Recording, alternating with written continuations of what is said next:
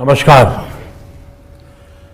वर्ष 2021 का बजट असाधारण परिस्थितियों के बीच पेश किया गया है। इसमें यथार्थ का एहसास भी और विकास का विश्वास भी है। कोरोना ने दुनिया में जो प्रभाव पैदा किया, उसने पूरी मानव जाति को हिलाकर रख दिया है। इन परिस्थितियों के बीच आज का बजट भारत के आत्मविश्वास को उजागर करने वाला है और साथ ही दुनिया में एक नया आत्मविश्वास भरने वाला है।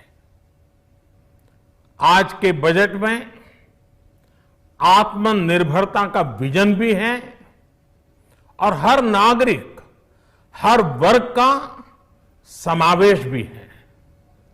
हम इस बजट में जिन सिद्धांतों को लेकर चले हैं वो हैं ग्रोथ के लिए नए अवसरों, नई संभावनाओं का विस्तार करना, युवाओं के लिए नए अवसरों का निर्माण करना, मानव संसाधन को एक नया आयाम देना, इंफ्रास्ट्रक्चर निर्माण के लिए नए नए क्षेत्रों को विकसित करना, आधुनिकता की तरफ आगे बढ़ना, नए सुधार लाना। साथियों, नियमों और प्रक्रियाओं को सरल बनाकर आम लोगों के जीवन में ईज ऑफ लिविंग को बढ़ाने पर इस बजट में जोर दिया गया है। ये बजट इंडिविजुअल्स, इन्वेस्टर्स, इंडस्ट्री और साथ ही इंफ्रास्ट्रक्चर सेक्टर में बहुत सकारात्मक बदलाव लाएगा। मैं इसके लिए देश की वित्त मंत्री निर्मला जी को और उनके साथी मंत्री अनुराग जी और उनकी टीम को बहुत बहुत बधाई देता हूं। साथियों, ऐसे बजट देखने को कम ही मिलते हैं जिसमें शुरू के 1-2 घंटों में ही इतने सकारात्मक रिस्पांस आए। कोरोना के चलते कई एक्सपर्ट्स ये मानकर चल रहे थे सरकार आम नागरिकों पर बोझ बढ़ाएगी, लेकिन फिस्कल सस्टेनेबिलिटी के प्रति अपने दायित्वों को ध्यान में रखते हुए सरकार ने बजट साइज बढ़ाने पर जोर दिया। हमारी सरकार ने निरंतर प्रयास किया है कि बजट ट्रांसपेरेंट होना चाहिए। मुझे खुशी है कि आज अनेक विद्वानों ने इस बजट की ट्रांसपेरेंसी की सराहना की है। साथियों, भारत कोरोना की लड़ाई में रिएक्टिव होने के स्थान पर हमेशा ही प्रोएक्टिव रहा है। चाहे वो कोरोना के काल में किए गए रिफॉर्म्स हो या फिर आत्मनिर्भर भारत का संकल्प, इसी प्रोएक्टिवनेस को बढ़ाते हुए आज के बजट में भी रिएक्टिव का नामो निशान नहीं है। साथ ही हम एक्टिव पर, स्टेटस को पर भी अटके नहीं हैं और हमने इस बजट में भी प्रोएक्टिव बजट देकर के देश के सामने प्रोएक्टिव होने का संदेश दिया है। यह बजट उन सेक्टर्स पर विशेष रूप से केंद्रित है जिनसे वेल्थ और वेलनेस दोनों ही तेज गति से बढ़ेंगे, जान भी जहान भी। इसमें एमएसएमईज और इंफ्रास्ट्रक्चर पर विशेष रूप से जोर दिया गया है। इसी तरह ये बजट जिस तरह से हेल्थ केयर पर केंद्रित है वो भी अभूतपूर्व है। ये बजट देश के हर क्षेत्र में विकास यानी ऑल राउंड डेवलपमेंट की बात करता रहता है।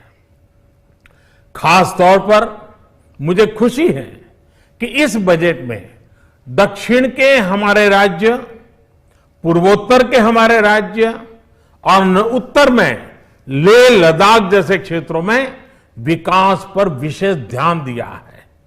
ये बजट भारत के कोस्टल स्टेट्स जैसे तमिलनाडु, केरल, पश्चिम बंगाल, इनको एक बिजनेस पावर हाउस बनाने की दिशा में एक बड़ा कदम उठाए। नॉर्थ ईस्ट के राज्य जैसे असम के अनएक्सप्लोर्ड पोटेंशियल को टैप करने में ये बजट बहुत बड़ी मदद करेगा।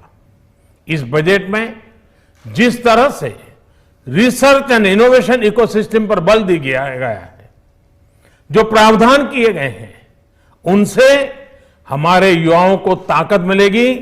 भारत उज्जवल भविष्य के लिए बहुत ठोस कदम रखेगा।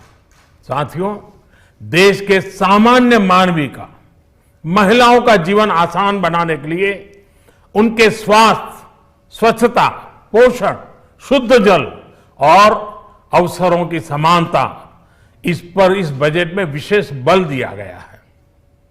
बजट में इंफ्रास्ट्रक्चर पर खर्च में अभूतपूर्व वृद्धि के साथ साथ कई व्यवस्थागत सुधार किए गए हैं, जिसका बहुत बड़ा फायदा देश में ग्रोथ और जॉब क्रिएशन, रोजगार के लिए बहुत लाभ होगा। देश में एग्रीकल्चर सेक्टर को मजबूती देने के लिए, किसानों की आय बढ़ाने के लिए इस पर बजट में बहुत जोर दिया गया है। कई प्रावधान किए गए हैं। एग्रीकल्चर सेक्टर में किसानों को और आसानी से और ज्यादा ऋण मिल सकेगा। देश की मंडियों को यानी एपीएमसी को और मजबूत करने के लिए, सशक्त करने के लिए एग्रीकल्चर इंफ्रास्ट्रक्चर फंड से मदद का प्रावधान किया गया है।